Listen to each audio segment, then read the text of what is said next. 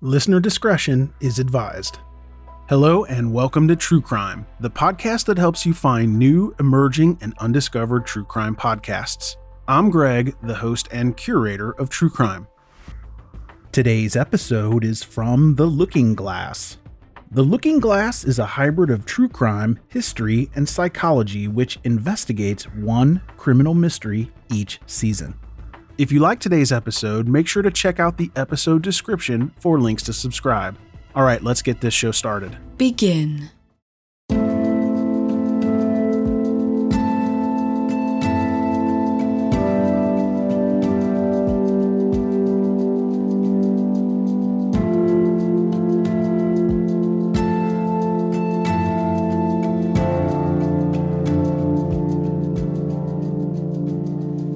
In our last episode, we noted a widely held view about the MacDonald murders, namely that MacDonald's story is too implausible to be taken seriously. In this episode, we ask why. Why does Jeffrey MacDonald's account of the murders strike so many people as simply not believable? One answer is that these people have a background understanding of another set of murders that happened 6 months earlier, namely the Manson murders.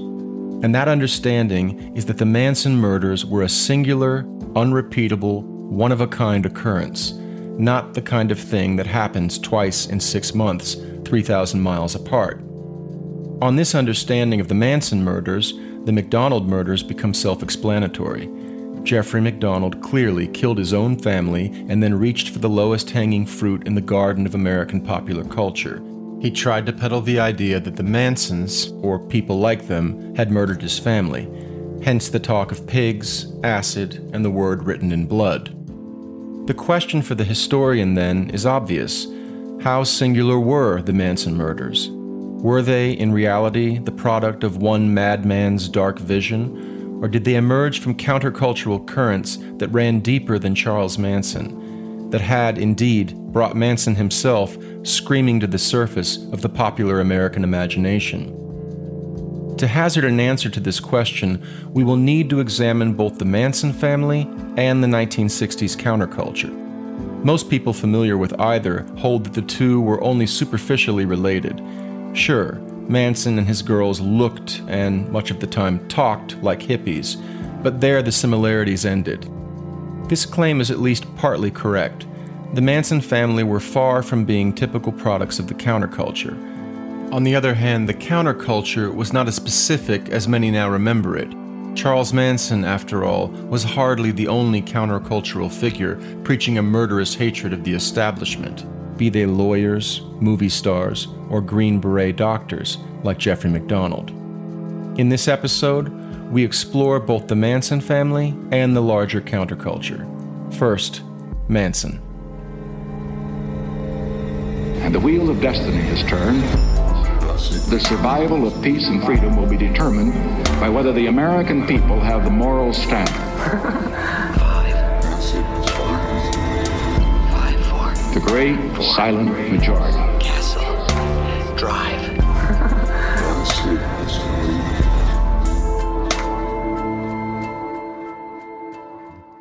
Dustin Morgan composed the music and sound design for this episode. Our cast this episode features Anais Morgan as Bernadine Dorn.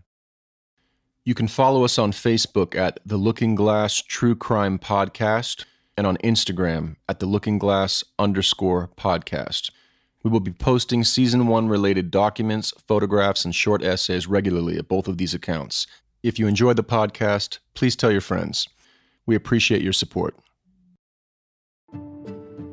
By the time he managed to cobble together his surrogate family of dumpster diving, starlet slaughtering, Beatles-loving lost girls, and a few boys, Charles Manson had spent most of his life in the American correctional system, where he'd honed some respectable folk singer chops and begun crafting a long con to which a clutch of pretty young suburbanites on the outside would prove fatefully vulnerable.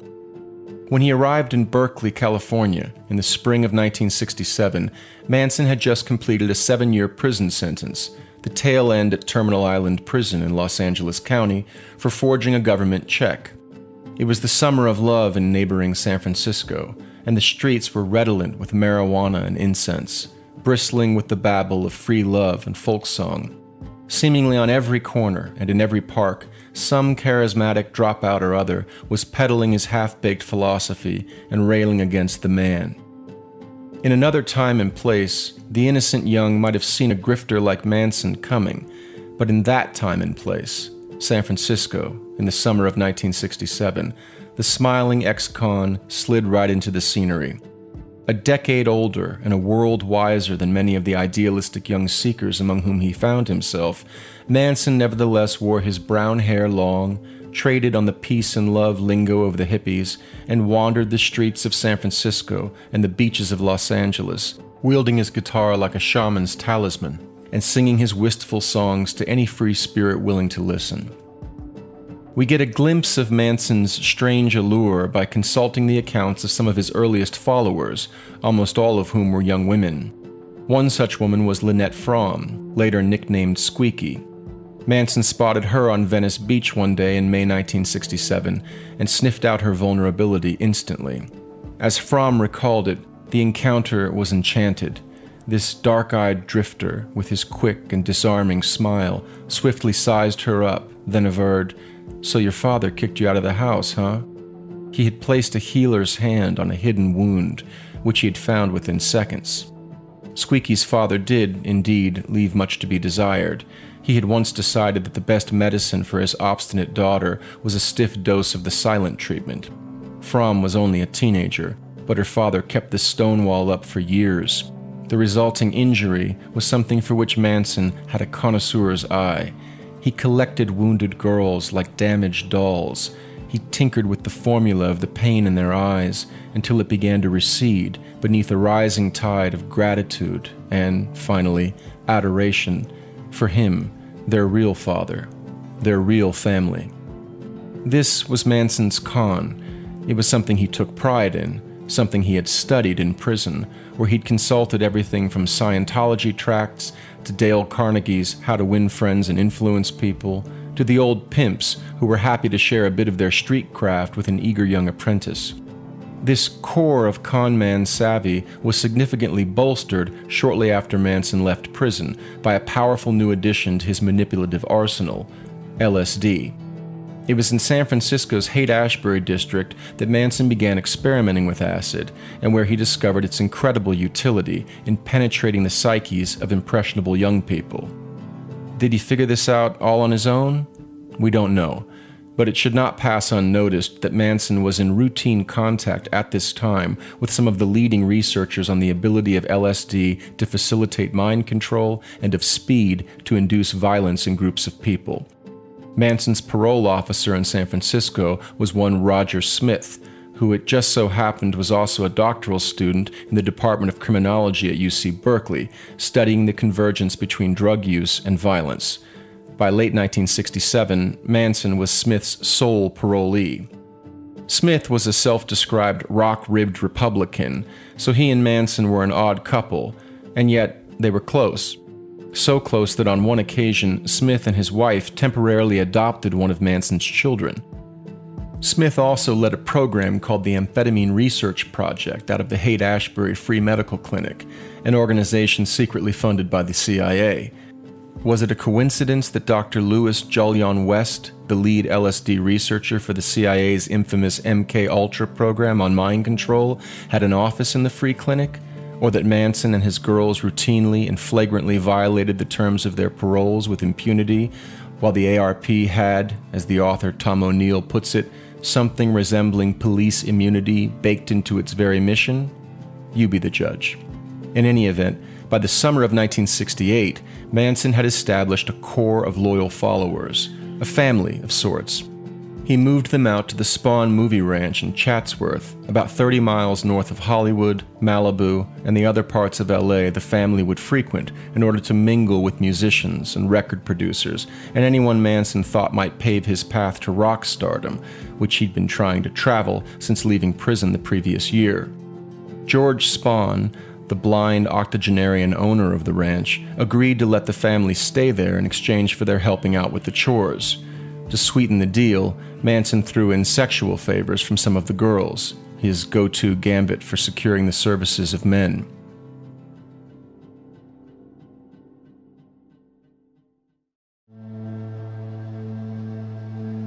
It was at Spawn Ranch that Manson's preaching turned from the usual free love, anti-establishment boilerplate to something darker, much darker. When they weren't rummaging through dumpsters for their dinner, the family members spent much of their time at the ranch dropping acid, participating in orgies, and frolicking around the site's movie sets in a perpetual state of play. Manson would use the acid trips as opportunities to excavate the psyches of his followers, uprooting whatever ethical and ontological convictions he found buried there. There was no such thing as right or wrong. Death was a liberation. Death was beautiful. Time was a sinister illusion used to control the masses. Now was the only real time. Manson would orchestrate the orgies, ensuring that everyone copulated with everyone else, and in every way. Men were ordered to have sex with other men, women with women. Even the children participated. His purpose was to ensure that no bilateral bonds could develop among members, and to break down any boundaries they had inherited from their parents or society. Everyone was to be bound to the family alone. The family was all, and the family was under Charlie's control. Eventually, his followers would believe anything he said. He was the devil. He was God. He was Jesus Christ. It was no coincidence that his name was Manson. He was the Son of Man, come again. The Beatles were sending him secret messages through the White Album. That's right, the Beatles were sending Charlie secret messages through the White Album. The Fab Four were in fact prophesying a revolution, which Manson would lead. Pig, someone had scrawled in blood on the front door of Sharon Tate's home in Benedict Canyon. Whoever butchered Lino and Rosemary LaBianca the next night in Los Feliz, on the other side of Hollywood, had also left messages on the walls in blood. Helter Skelter on the refrigerator, Rise and Death to Pigs on the walls, and they had carved a word into Lino's belly, W-A-R, before plunging a fork into it. What could all of this possibly mean? One man, Vincent Bugliosi, claimed to have the answer. Bugliosi was the Los Angeles Deputy District Attorney assigned the Tate LaBianca case in November 1969. His eventual account of the murders and their motive was stranger than any fiction. It was the story he told the jury who convicted Manson and several family members in 1971, and the one he immortalized in the best-selling true crime book of all time, Helter Skelter, which catapulted the deputy DA to global fame. Helter Skelter was, until quite recently, the authoritative history of the Manson murders. As we will shortly see, it was a flawed and incomplete history, but one that nevertheless contained a historical core that shaped the popular understanding of the murders, an understanding that became a historical force in its own right. According to Bugliosi, while the Tate and LaBianca murders looked like pure madness, they were not without a method. As it turned out, the bloody words scrawled across the crime scenes were references to Beatles songs, which Manson claimed were coded prophecies about the end times. Helter Skelter, according to Charlie, was about a coming race war between blacks and whites. Piggies was an epithet for the wealthy and powerful. Blackbird foretold of blacks rising up against the white establishment in the revolution designated in songs like Revolution 1 and Revolution 9. And if you listened carefully to the lyrics of Revolution 1, you could pick up the song's two messages, the one for the meek masses and the encrypted message for Manson and his followers. But when you talk about destruction, sang John Lennon, don't you know that you can count me out? And then, immediately, too quiet for the casual listener, but just loud enough for Manson, in. You can count me in when you talk about destruction. The Beatles were peddling peace to the hoi polloi, all the while winking at the family. Helter Skelter was coming down. Nothing could stop it. It got weirder. Manson claimed that after blacks won the race war, they would prove incapable of governing themselves. Pry another plank from the hippie hypothesis. Despite the peace and love shtick, Manson was a good old-fashioned white supremacist. It was in the vacuum created by black incompetence that the family would thrive, taking the reins from Blackie, as Manson put it, and ruling a new world order as the only white people around. It sounded a lot like a return to the antebellum South. The family would basically be slave masters.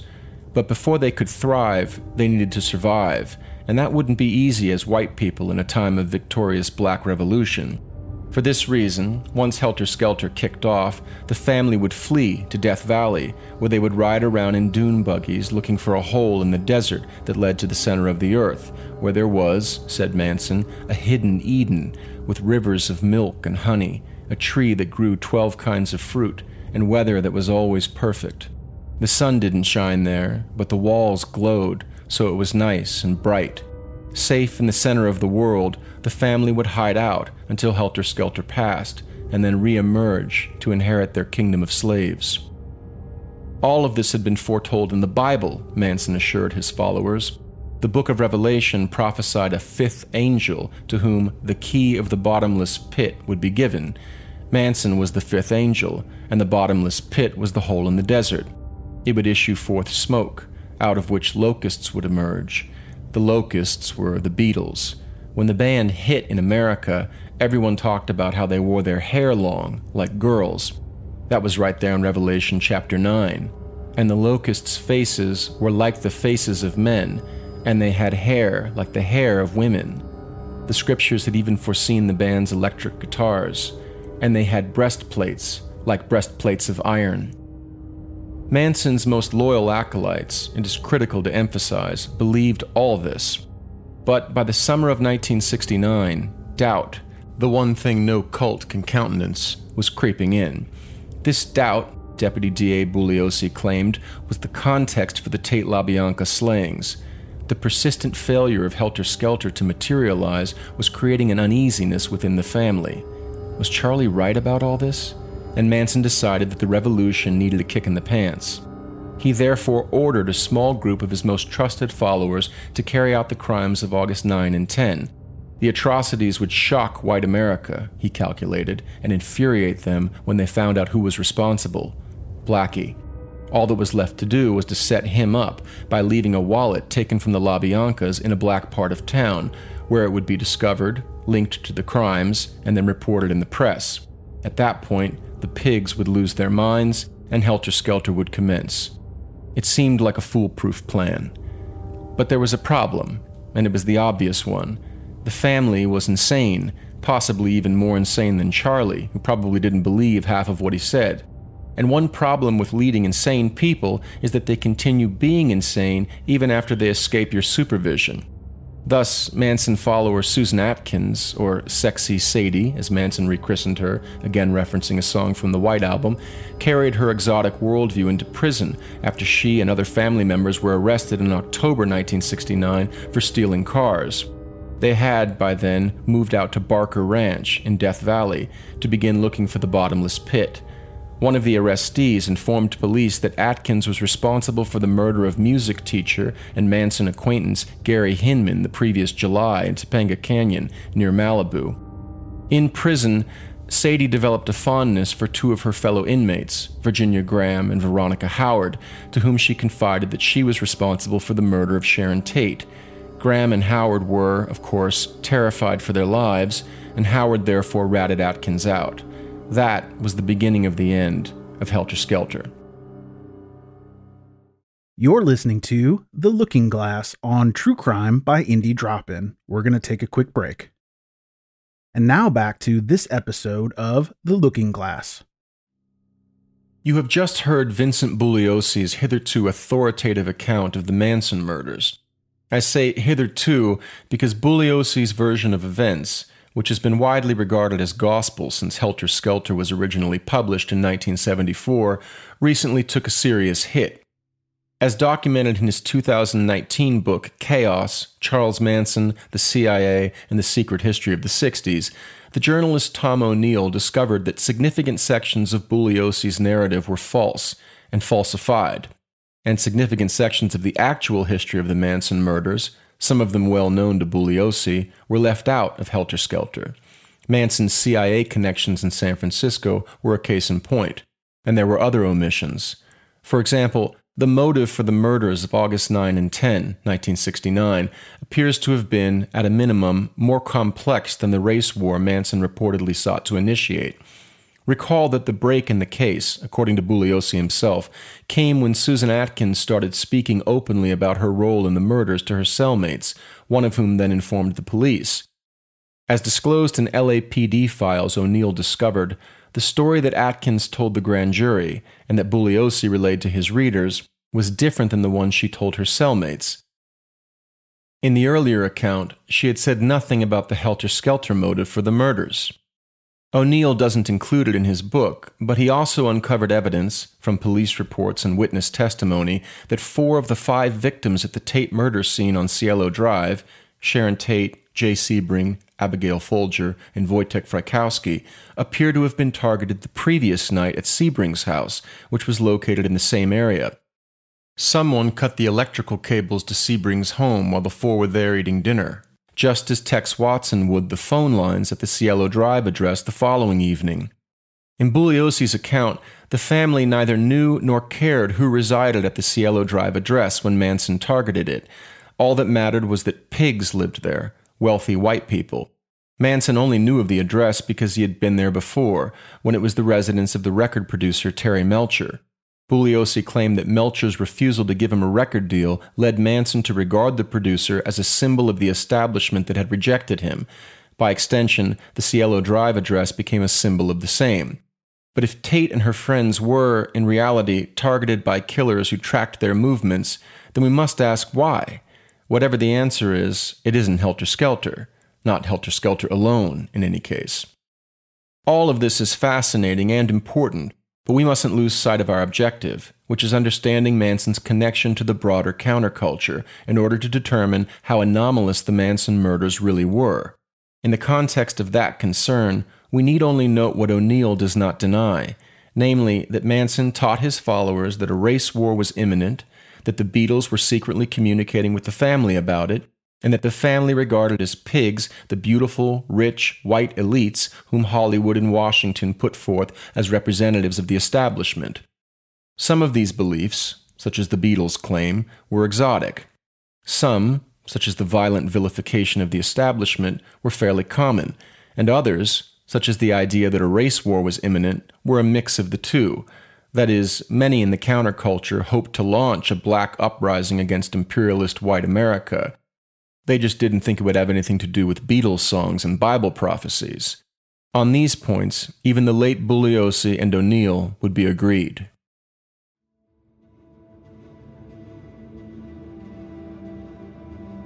I mentioned earlier that while few today see a connection between the murderous insanity of the Manson family and the benign reality of the broader counterculture, at the time of the murders themselves, many people did see a connection. Let's briefly discuss the popular processing and understanding of the Manson murders in 1969 and after. The Tate LaBianca slayings were more than another lurid diversion for the American masses in 1969. They hit with atomic force, confirming the most primal fears of the great silent majority Richard Nixon would famously address in November 1969, 3 months after the murders, and a month before the Los Angeles Police Department announced it had cracked the case and apprehended the culprits. As the details we have just explored make clear, Manson and his followers were not, in reality, garden-variety hippies who had taken one too many acid trips. The truth about them was bizarre, a point on which Bugliosi and O'Neill would agree. Yet, despite the fact that many of the peculiarly horrifying facts we have reviewed were mentioned in the press coverage of the Manson trial, then, as now, people did not tend to read much beyond the headlines. Nixon's great silent majority did not regard the Manson family as a freak aberration from an otherwise benign counterculture. They regarded it, on the contrary, as the logical conclusion of the counterculture, with all its disdain for authority and tradition. "Make love, not war," was one generational slogan, but others better captured the spirit of the age. "Never trust anyone over 30, for example, and "kill the pigs," which demonstrators chanted outside the 1968 Democratic National Convention in Chicago, before bombarding the police with cans, bottles, boards, firecrackers, tomatoes, and just about anything else they could find, as the historian Rick Perlstein has detailed. All of this was beamed into the living rooms of Middle America, where everyone watched the chaos unfold on television. The resulting fear and revulsion formed a cultural vein that Richard Nixon had been mining for some time, trying to extract just the right formulation of his own cri de coeur to rally his base and, with any luck, enlarge it.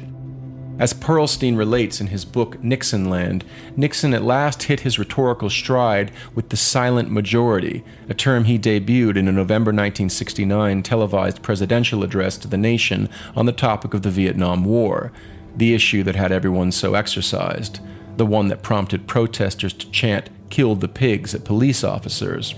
Perlstein writes of the speech's impact. 50,000 telegrams and 30,000 letters flooded into the White House praising the silent majority speech.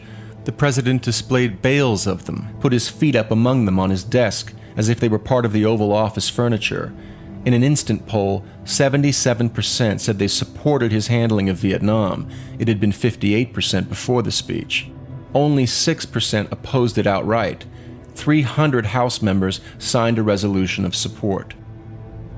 The media, Nixon's perpetual bête noire, weren't buying it, but an enlarged and revitalized base was.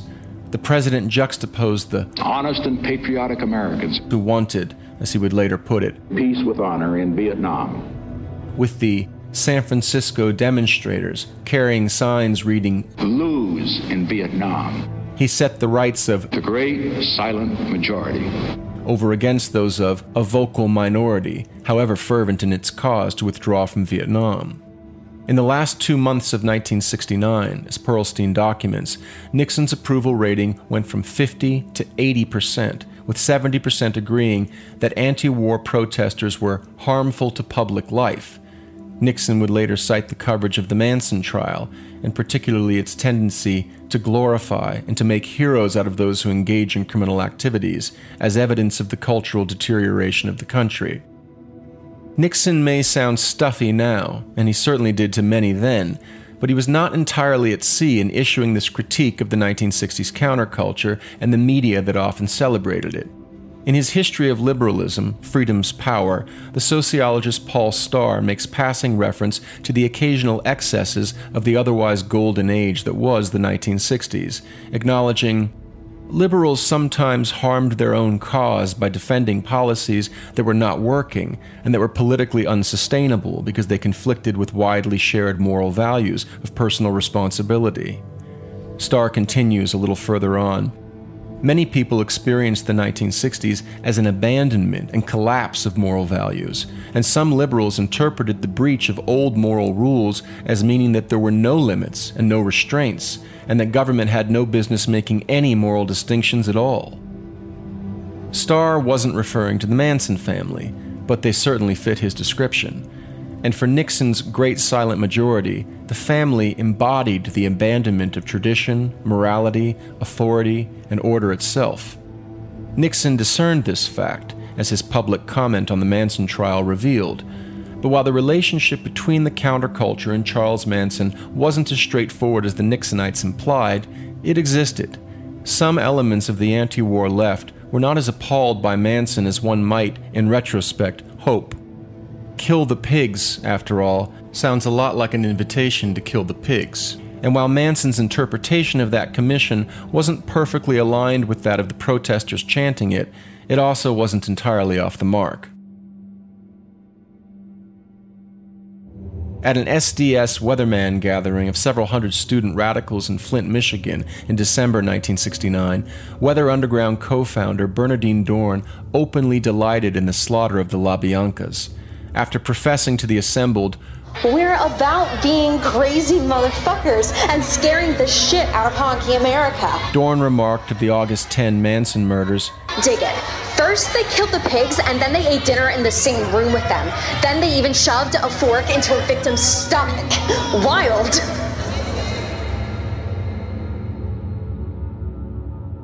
If this scandalized anyone at the meeting, SDS leader Mark Rudd couldn't detect it. He would later acknowledge that the gathering instantly adopted as Weather's salute 4 fingers held up in the air, invoking the fork left in Sharon Tate's belly. It was Lino LaBianca's belly the family had left a fork in, not the very pregnant Sharon Tate's, although Susan Atkins considered, and then decided against, cutting Tate's baby out of her. In any case, did the details matter? The important point was that the Manson family, while by no means representative of typical hippies and anti-war protesters, was also not as utterly remote from the radical strains of late 1960s American culture as some would like to believe. No doubt Bernadine and Charlie would have parted ways on race relations, but they saw eye to eye on killing pigs.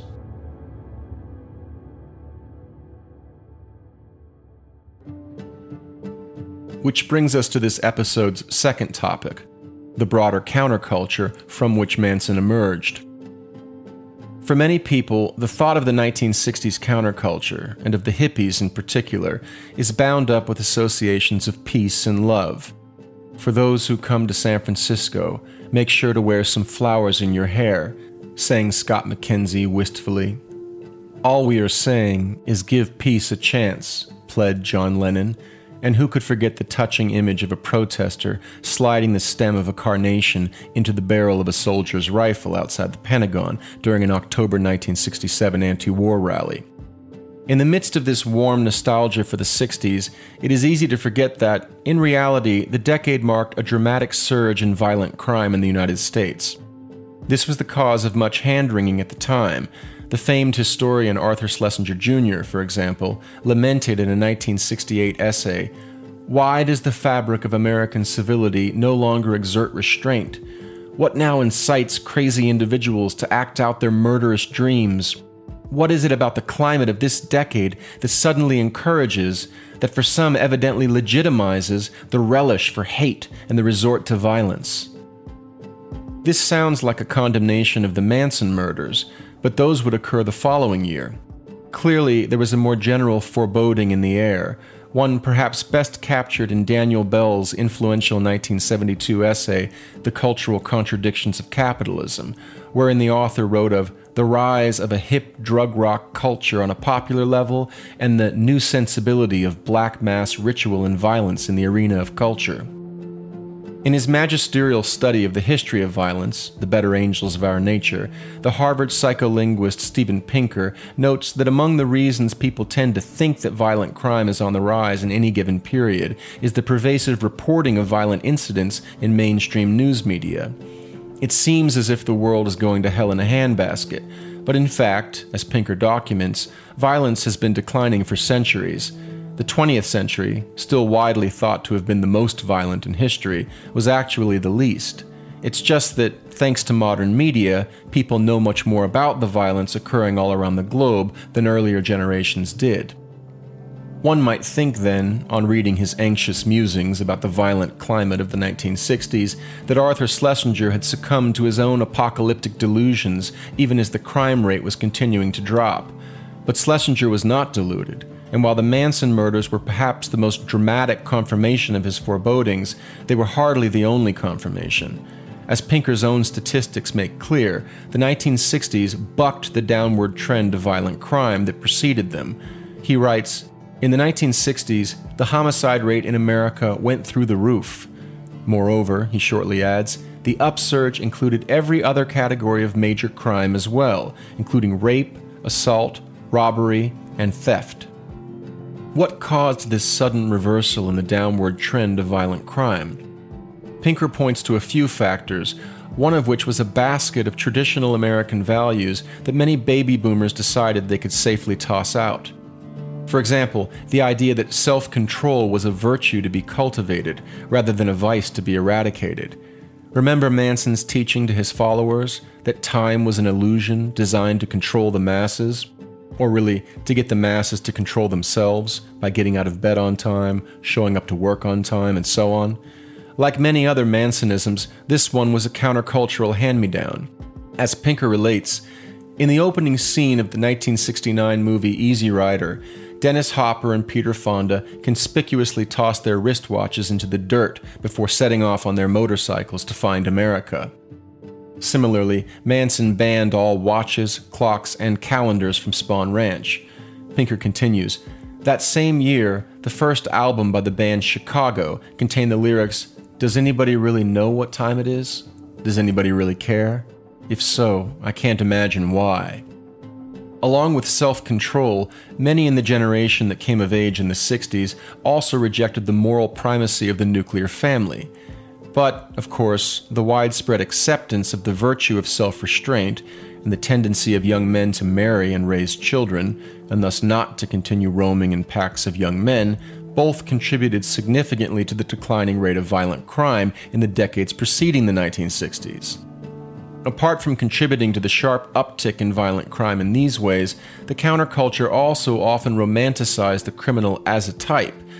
Perhaps the most infamous case of this misguided infatuation was the hiring of the Hells Angels biker gang to do security for the Rolling Stones show at the Altamont Speedway in California. The same Rolling Stones who, not incidentally, had written the song Street Fighting Man to celebrate the new left activist and intellectual Tariq Ali. The Altamont debacle ended with the Hells Angels stabbing an audience member and beating down the singer of Jefferson Airplane. But the flirtation with crime as a form of cultural rebellion was a broader trend, one that, by the late 1960s, had opened up the counterculture to criminal elements by providing them with a friendly environment in which to move, operate, and, above all, evade law enforcement.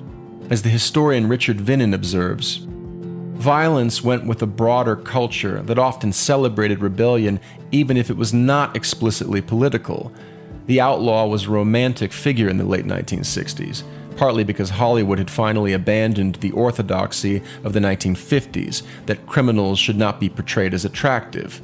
Cool Hand Luke, Bonnie and Clyde, Butch Cassidy and the Sundance Kid, The Getaway, all showed criminals as romantic figures.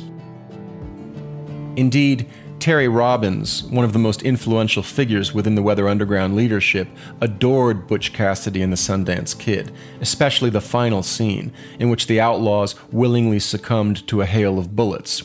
Robbins was known among Weather members for having a death wish, providing another parallel with Manson, of whom one family member famously said, "Death was Charlie's trip."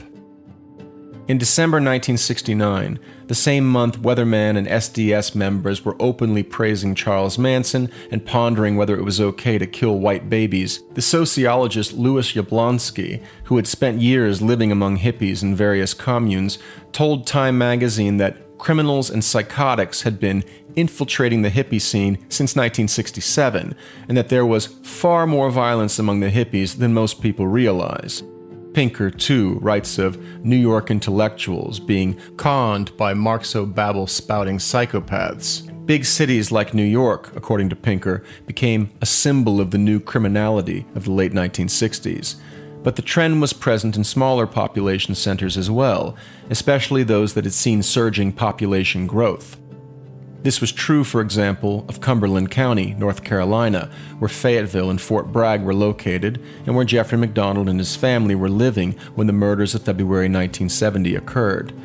Cumberland's population had, writes author Roy Parker, exploded after 1940, when it stood at about 60,000, to the point that by 1970 the county's population had surpassed 200,000. In the 1960s and 1970s, writes Parker, Fayetteville gained a reputation as a sin city, with drugs, pornography, and prostitution as major problems. Particularly notorious was the 500 block of Hay Street, in which bare-breasted dancers entertained in a neon-lit array of beer parlors during the 1970s. And while the local authorities made efforts to clean up Cumberland County's image in the 1980s, including razing the 500 block of Hay Street, even then, rates of teenage pregnancy, drug use, poverty, and violent crime were higher than the state average. Fayetteville, as Jeffrey MacDonald himself would recall, was a very rough town.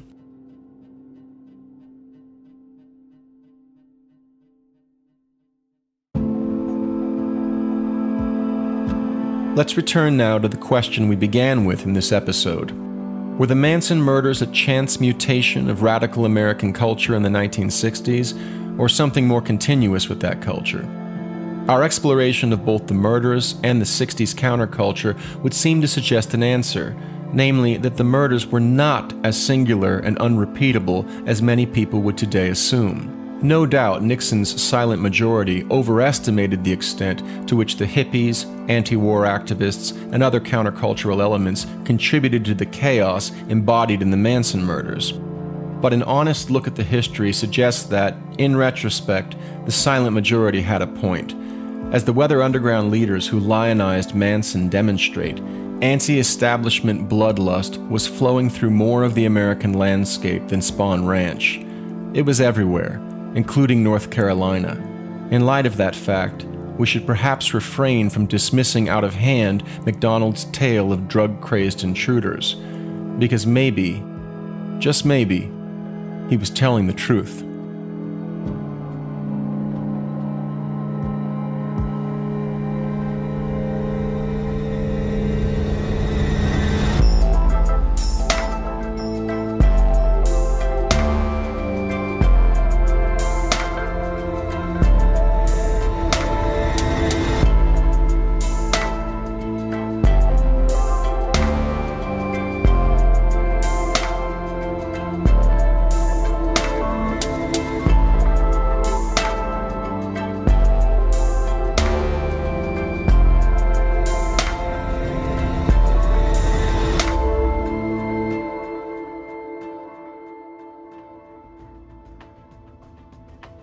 Thanks again for listening to True Crime by Indie Drop-In Network. If you would like to nominate a true crime podcast to be featured, just send me a tweet at Indie Drop-In.